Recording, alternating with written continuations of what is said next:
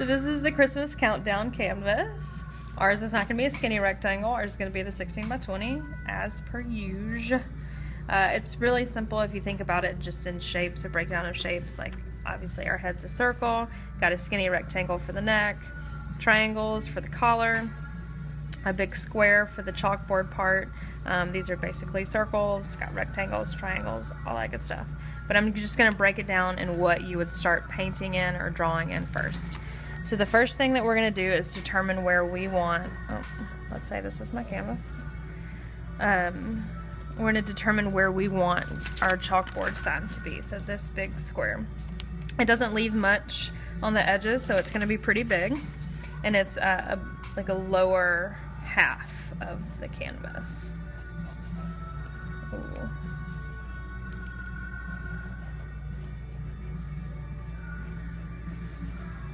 One's a little less square, a little more rectangle, but that's fine.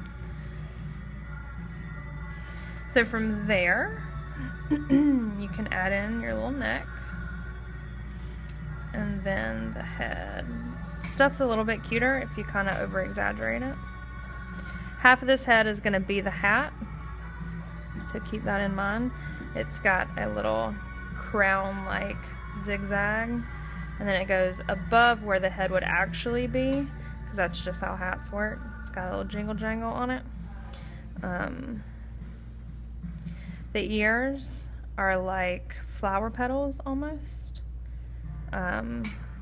This, if you wanted to draw the ear more, that could be on top of that. You could draw the ear on top of the hat or vice versa, it doesn't matter. So from there, we're gonna give ourselves the clothes. Our collar is just like the upside of the little hat, like that crown, kind of zigzaggy, triangle-y look. You can go in and add your legs. And then you want to put your shoes in. Shoes just like that zigzag. They go off the page,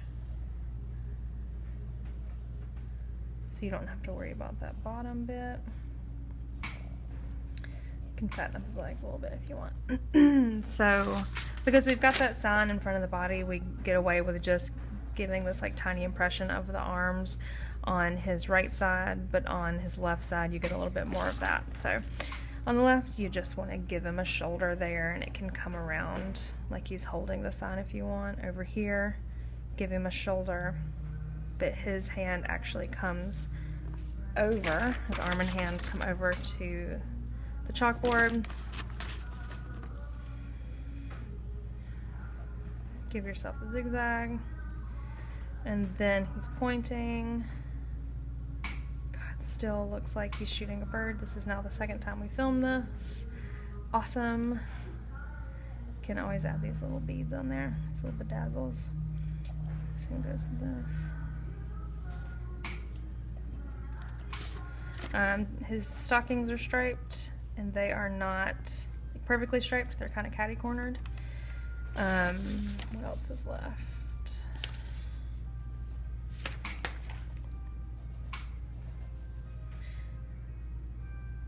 Hair, yeah, hair. Okay, so give yourself some bangs. If you're doing a girl, which I'm assuming most of you guys are want to do, the hair is just going to go behind the shoulders. I wouldn't worry about trying to put it in front of the canvas, because that's going to be, or in front of the countdown, because that's going to be too much. And yeah, that's the basic outline of your canvas. And then you want to start in by putting skin tone. So that's going to be whatever skin tone you want. Most everybody has a yellow base. I can type this out though, so I'm not spending too much time talking. Fill in the face, the ears, the neck, the hand, and that's the only skin tone that we're working with.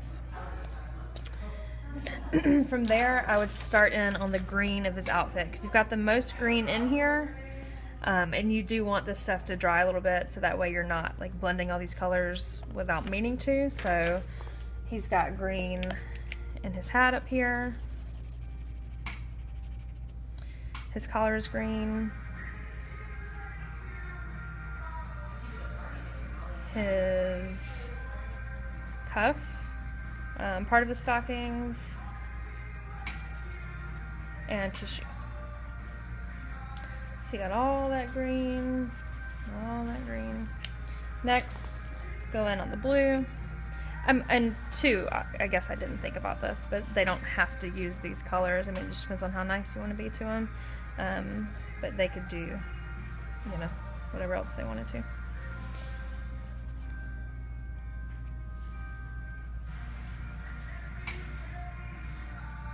Stockings. From there, I say hair. One's going to be orange-headed. Also, don't forget about the jingle jangle. Bangs, thanks, Elaine. Bangs. Do you need me? Yeah. What's up? A party. The bag. Yes, unless they did not ask us to pack it as a bag. But if it's like more than a party of 6, it's most likely going to be in the bag at the bottom of the shelf. And if it was like a month ago, it's still going to be there. Yeah, we hold everything for 3 months. After you get that in, like all these basic colors in, you definitely want to fill in this chalkboard because it's going to take a few layers to actually work. So filling it all in, let it dry in between each layer, obviously. While that's drying, you can go in on this background, fill the whole thing in, all of it, every bit of it. After that dries, you can go for dots, swirls, anything. It doesn't really matter. But as always, like these fine details that are done in black need to be done last. So after you get it, you know, other layers of that in, you're gonna come in with some sweet little eyes, a smile, accents in the ears. What else we got? The original painting does not do a full outline, and I think that's cute. I mean, it's you can be a little more playful and whimsical like that. So if that's what you guys want to do, I'm fine with it. But you do want to hit a little bit of an outline because I think that does make it look better. And I think that's it. Does that seem like it? paint the borders, but Oh yeah, they can do the border if they want. In the original picture, the edge is done in this like black-white checkerboard pattern almost, so I like to do edges that way. I think it's cute. They don't have to do dots in the background, obviously. I mean, you guys know they can do whatever they want. They can swirl it, they can stripe it. I don't care. I don't care. You guys, I don't care. Okay, bye.